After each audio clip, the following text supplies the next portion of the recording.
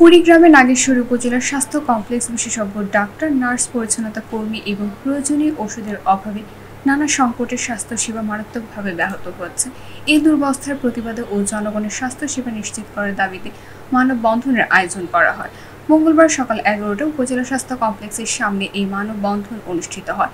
মানববন্ধনে অংশগ্রহণ করে নাগেশ্বর উপজেলার বিভিন্ন স্তরের সামাজিক সংগঠনের সদস্যরা, সাধারণ জনগণ ও উপজেলা বিএনপি নেতাকর্মীবৃন্দ। অনুষ্ঠানে বক্তব্য রাখেন নাগেশ্বর উপজেলা বিএনপির আহ্বায়ক অধ্যাপক গোলাম রসুল রাজা, উপজেলা বিএনপির যুগ্ম আহ্বায়ক শহীদুল ইসলাম সরকার, সিনিয়র যুগ্ম আহ্বায়ক শফিউর আলম শফি, পৌর বিএনপির সিনিয়র যুগ্ম আহ্বায়ক ওমর ফারুক, সিনিয়র সাংবাদিক রফিকুল ইসলাম, নাগেশ্বর প্রেস ক্লাব সভাপতি ওমর ফারুক, প্রথম টিভি নিউজ ইনচার্জ সাংবাদিক আবু হাসান আনসারী সহ আরও অনেকে। বক্তারা বলেন, নাগেশ্বর উপজেলা স্বাস্থ্য কমপ্লেক্সে চিকিৎসা সেবা বর্তমানে চরম অব্যবস্থাপনার শিকার।